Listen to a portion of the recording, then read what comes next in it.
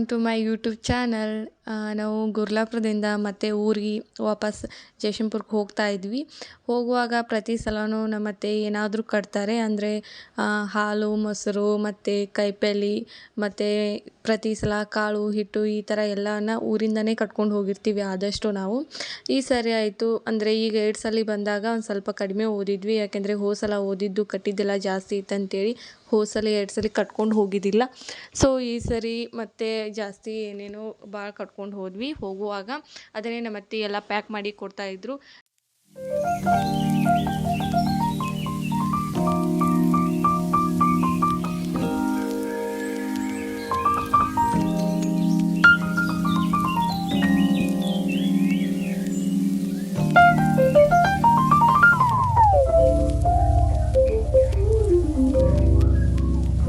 ನಾವು ಊರಿಗೆ ಹೋಗೋಕ್ಕಿಂತ ಮುಂಚೆನೇ ಮೀಶೋ ಒಳಗೆ ಒಂದು ಐಟಮ್ನ ಆರ್ಡರ್ ಹಾಕಿದ್ವಿ. ಇವಾಗ ಮೀಶೋದಲ್ಲಿ ತುಂಬಾ ಲೇಟ್ ಮಾಡಿ ಬರ್ತಾಯಿದೆ ಆರ್ಡ್ರ್ ಯಾಕೋ. ಸೊ ಅದೇ ಇಡ್ಲಿ ಮಣಿ ಬೇಕಂತೇಳಿ ಆರ್ಡ್ರ್ ಹಾಕಿದ್ವಿ ನಾವು. ಹಾಕಿನೇ 1 ವೀಕ್ ಮೇಲಾಗಿತ್ತು. ಸೊ ನಾವು ಊರಿಗೆ ಹೋಗೋದ್ಮೇಲೆ ಬರುತ್ತೆ, ನಾವು ಊರಿಗೆ ಹೋದಾಗ ಬರುತ್ತೆ ಅಂತೇಳಿ ಅಂದ್ಕೊಂಡಿದ್ವಿ. ನಾವು ಊರಿಗೆ ಹೋಗಿ ಮರುದಿನ ಬಂದಿತ್ತು. ಸೊ ಅದಕ್ಕೆ ಅದನ್ನು ಅನ್ಪ್ಯಾಕ್ ಮಾಡ್ತಾಯಿದ್ದೀನಿ. ಇಡ್ಲಿ ಮಣಿ ಕ್ವಾಲಿಟಿ ಮಾತ್ರ ಸಖತ್ತಾಗಿದೆ.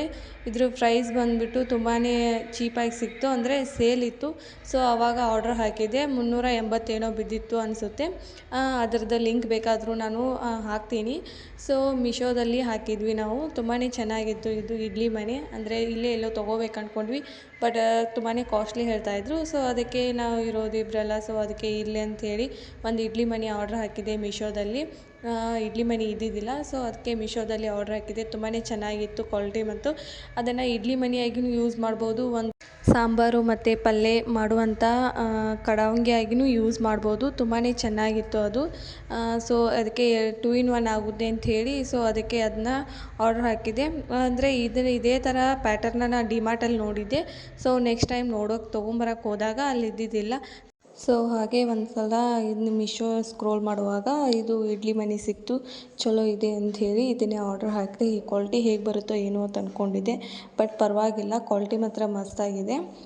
ಈ ಕಡೆ ಕಡಾವಿಗೆಯಾಗಿ ಯೂಸ್ ಮಾಡ್ಬೋದು, ಈ ಕಡೆ ಇಡ್ಲಿ ಮಣಿಯಾಗಿ ಯೂಸ್ ಮಾಡ್ಬೋದು. 2 in 1 ಥರ ಇದೆ. ಚಲೋ ಇದೆ, ಯಾರು ಬೇಕಾದರೂ ತೊಗೋಬೋದು. ನಿಮ್ಗೆ ಲಿಂಕ್ ಬೇಕಾದರೆ ಹಾಕ್ತೀನಿ ನಾನು. ಸೊ ಹಾಗೆ ಈವ್ನಿಂಗು ಒಂದು ಸ್ವಲ್ಪ ಹಾಗೆ ಈವ್ನಿಂಗು ಏನಾದರೂ ಸ್ನ್ಯಾಕ್ಸ್ ಮಾಡಬೇಕಂಥೇಳಿ ರೆಡಿ ಮಾಡ್ತಾಯಿದ್ದೆ ಇಲ್ಲಿ. ಹಾಗೆ ಮಧ್ಯಾಹ್ನ ಎಲ್ಲ ಪಾತ್ರೆ ತೊಳೆದಿಟ್ಟಿದ್ದು ಹಾಗೆ ಎಲ್ಲ, ಅಂದರೆ ಬರ್ಶನ್ ಕಟ್ಟಿ ಮೇಲೆ ಎಲ್ಲ ನೀರು ಬಸಿಲಿ ಅಂಥೇಳಿ ಬರ್ಶನ್ ಕಟ್ಟಿ ಮೇಲೇ ಇಟ್ಟಿದ್ದೆ. ಸೊ ಅದನ್ನೆಲ್ಲ ಕ್ಲೀನ್ ಮಾಡಿಕೊಂಡು ಸಾಯಂಕಾಲ ಆಮೇಲೆ ಅದನ್ನು ಏನಾದರೂ ಸ್ನ್ಯಾಕ್ಸ್ ಮಾಡಬೇಕಂಥೇಳಿ ರೆಡಿ ಮಾಡ್ತಾಯಿದ್ದೆ. ಇಲ್ಲಿ ರವೆದು ವಡೆ ಮಾಡ್ತಾರಲ್ಲ, ಅಂದರೆ ಉದ್ದಿನ ವಡೆ ಥರ. ಸೊ ಆ ಥರ ಮಾಡಬೇಕಂತೇಳಿ ಒಂದು ನೋಡಿದೆ ವಿಡಿಯೋ, ಅದರಲ್ಲಿ ಮಾಡಿದರು. ಆ ವಡೆನ ಯಾವ ಥರ ಮಾಡೋದಂತ ಹೇಳ್ತೀನಿ ಬನ್ನಿ. ರವೆನ ಹುರ್ಕೋಬಾರ್ದು, ಹಾಗೆ ಹಸಿ ರವಾನ ತೊಗೋಬೇಕು. ರವೆ ಅಂದರೆ ಬಾಂಬೆ ರವೆ ಅಂತಾರಲ್ಲ, ಸೊ ಆ ರವೆ ತೊಗೋಬೇಕು. ಚಿರೋಟಿ ರವೆ ಅಥವಾ ಬಾಂಬೆ ರವೆ ತೊಗೊಂಡ್ರೆ ಚಲೋ ಆಗುತ್ತೆ. ಆಮೇಲೆ ಒಂದು ಸ್ವಲ್ಪ ಚಿಲ್ಲಿ ಫ್ಲೇಕ್ಸ್ ಹಾಕಬೇಕು. ಆಮೇಲೆ ಕರಿಬೇವು, ಒಂದು ಸ್ವಲ್ಪ ಉಪ್ಪು ಹಾಕಿ ಚೆನ್ನಾಗಿ ಅದನ್ನ ಒಂದು ಸ್ವಲ್ಪ ಕಲಸೋಬೇಕು. ಒಂದು ಸ್ವಲ್ಪ ಬಿಸಿನೀರು ಹಾಕಿ ಚೆನ್ನಾಗಿ ಮಿಕ್ಸ್ ಮಾಡ್ಕೋಬೇಕು. ಇದು ಈ ಥರ ಮಾಡ್ಕೊಂಡು ಆಮೇಲೆ ಅದನ್ನು ಒಂದು ಸ್ವಲ್ಪ ಆರೋಕ್ಕೆ ಬಿಟ್ಟು ಆಮೇಲೆ ಚೆನ್ನಾಗಿ ಒಂದು ಸ್ವಲ್ಪ ಆಯಿಲ್ ಹಾಕ್ಕೊಂಡು ಚೆನ್ನಾಗಿ ನಾದ್ಕೋಬೇಕು. ಕೊತ್ತಂಬರಿನೂ ಇದ್ದರೆ ಹಾಕ್ಕೊಳ್ಳಿ, ಅದು ಇಲ್ಲ ಅಂದ್ರೂ ಬಿಟ್ಕೊಳ್ಳಿ, ನಡೆಯುತ್ತೆ. ನಾನು ಉಪ್ಪನ್ನು ಹಾಕೋದು ಮರ್ತಿದ್ದೆ. ಸೊ ಆಮೇಲೆ ಉಪ್ಪು ಹಾಕ್ಕೊಂಡು ಚೆನ್ನಾಗಿ ನಾದ್ಕೊಂಡೆ. ಒಂದು ಸ್ವಲ್ಪ ಕೈಗೆಲ್ಲ ಎಣ್ಣೆ ಹಚ್ಕೊಂಡು ಚೆನ್ನಾಗಿ ನಾದ್ಕೋಬೇಕು. ನಾನು ಇಲ್ಲಿ ಒಂದು ಸ್ವಲ್ಪ ಚೆನ್ನಾಗಿ ಅಂದರೆ ನಾದ್ಕೊಳ್ತಾ ಇದ್ದೀನಿ. ಈ ಥರ ನಾದ್ಕೋಬೇಕು. ಅದನ್ನ ಒಂದು ಸ್ವಲ್ಪ ಜಾಸ್ತಿ ಎಷ್ಟು ಮಿಂಚಿ ನಾದ್ಕೋತೀವೋ ಅಷ್ಟು ವಡೆ ಚಲೋ ಆಗಿ ಬರ್ತಾವೆ. ಮತ್ತು ಅದಕ್ಕೆ ಇನ್ನೊಂದು ಸ್ವಲ್ಪ ಆದರೆ ಇದಕ್ಕೆ ಕುಸಿದ ಬಟಾಟೆ ಹಾಕೊಂಡ್ರೆ ಇನ್ನೂ ಚೆನ್ನಾಗಿರುತ್ತೆ. ಸೊ ನಾನು ಸೈಡ್ ಇದಕ್ಕೆ ಟೀ ಮಾಡ್ತಾಯಿದ್ದೀನಿ. ಈವ್ನಿಂಗ್ ಮಾಡ್ತಾಯಿದ್ದೆಲ್ಲ, ಸೊ ಸಾಗರ್ ಬಂದಿದ್ದ. ಸೊ ಬಂದಮೇಲೆ ಟೀ ಮಾಡಿದೆ. ಈ ಕಡೆ ಹಿಟ್ಟೆಲ್ಲ ನಾದಿ ರೆಡಿ ಮಾಡಿಟ್ಟಿದ್ದೆ. ಅವು ಬಂದ ತಕ್ಷಣ ವಡೆ ಮಾಡಿಕೊಂಡು ಇಬ್ಬರು ಟೀ ಮತ್ತು ವಡೆ ತಿಂದ್ಕೊಂಡ್ವಿ.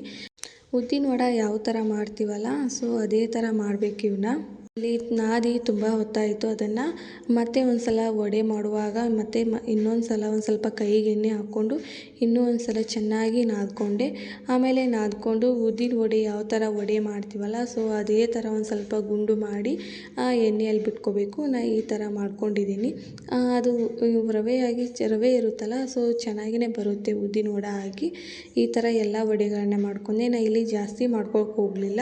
ಉದ್ದಿನ ವಡೆ ಮಾಡೋದಕ್ಕಿಂತ ಇವು ಮಾಡೋದು ತುಂಬಾ ಸುಲಭ. ಯಾಕಂದರೆ ಉದ್ದಿನ ಬೇಳೆ ನೆನೆ ಹಾಕಬೇಕು, ಆಮೇಲೆ ರುಬ್ಕೋಬೇಕು, ಆಮೇಲೆ ಅದು ವಡೆ ಮಾಡೋ ಹದಕ್ಕೆ ತೊಗೊಂಬರ್ಬೇಕು.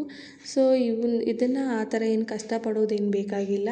ಇದನ್ನು ಒಂದು ಸ್ವಲ್ಪ ನಾದ್ಕೊಂಡು, ಅಂದರೆ ಬಿಸಿನೀರಲ್ಲಿ ಎಲ್ಲ ಉಪ್ಪಿಟ್ಟು ಥರ ತಿರ್ಕೊಂಡು ನಾದ್ಕೊಂಡು ಈ ಥರ ವಡೆ ಮಾಡಿಬಿಟ್ಕೊಂಡ್ರೆ ಸರಿ ಹೋಗುತ್ತೆ. ಇದಕ್ಕೆ ಇನ್ನೊಂದು ಕಾಂಬಿನೇಷನ್ ಅಂದರೆ ಗ್ರೀನ್ ಚಟ್ನಿನೂ ಹಚ್ಕೊಂಡು ತಿನ್ಬೋದು, ಬಿಟ್ಟರೆ ಟೊಮ್ಯಾಟೊ ಸಾಸ್ ಹಚ್ಕೊಂಡು ಕೂಡ ತಿನ್ಬೋದು. ಈ ಥರ ಹಚ್ಕೊಂಡು ತಿಂದರೆ ಚೆನ್ನಾಗಿರುತ್ತೆ ಇದ್ರ ಕೂಡ. ಮತ್ತು ಟೀ ಕೂಡ ಈವ್ನಿಂಗ್ ಸ್ನ್ಯಾಕ್ಸ್ ಥರ ತಿಂದ್ಕೊಂಡ್ರೆ ಅದು ಚೆನ್ನಾಗಿರುತ್ತೆ. ನಾನು ಈವ್ನಿಂಗು ಟೀ ಜೊತೆ ಮಾಡ್ಕೊಳ್ತಾ ಇದ್ದೆ. ನಾನು ಏನು ಜಾಸ್ತಿ ಮಾಡ್ಕೊಳಕ್ಕೆ ಹೋಗಲಿಲ್ಲ. ಒಂದು 7-8 ಅಷ್ಟೇ ವಡೆ ಮಾಡಿದ್ದೆ. ಅಂದರೆ ಇವು ಜಾಸ್ತಿ ಇನ್ನೊಂದು ಏನಂದರೆ ಇವು ಜಾಸ್ತಿ ಎಣ್ಣೆ ಹಿಡಿಯೋದಿಲ್ಲ. ಉದ್ದಿನ ವಡೆ ಆದರೆ ಎಣ್ಣೆ ಜಾಸ್ತಿ ಹಿಡಿತವೆ. ಇವು ಒಂದು ಸ್ವಲ್ಪನೂ ಎಣ್ಣೆ ಹಿಡಿಯೋದಿಲ್ಲ. ಅಂದರೆ ಕೈಗೆಲ್ಲ ಎಣ್ಣೆ ಅಂಟ್ಕೊಳ್ಳುತ್ತಲ್ಲ, ಸೊ ಆ ಥರ ಏನೂ ಎಣ್ಣೆ ಅಂಟ್ಕೊಳ್ಳೋದಿಲ್ಲ. ಇವನ್ನ ಇದೇ ಥರ ಮಾಡ್ಕೊಂಡು ತಿಂದರೆ ಚೆನ್ನಾಗಿರುತ್ತೆ. ಅಂದರೆ ಎಣ್ಣೆ ಜಾಸ್ತಿ ಹಿಡಿಯೋದಿಲ್ಲಲ್ವ, ಸೊ ಅದಕ್ಕಾಗಿ ಇವನ್ನ ರವೆ ವಡೆ ಮಾಡ್ಕೊಂಡು ತಿಂದರೆ ಚೆನ್ನಾಗಿರುತ್ತೆ. ನೀವು ಇದೇ ಥರ ಮಾಡ್ಕೊಂಡು ತಿನ್ನಿ, ನೋಡೋಣ ಹೇಗಾಗುತ್ತೆ ಅಂಥೇಳಿ ಕಮೆಂಟಲ್ಲಿ ತಿಳಿಸಿ. ನೀವು ಮಾಡ್ಕೊಂಡು ತಿಂದಮೇಲೆ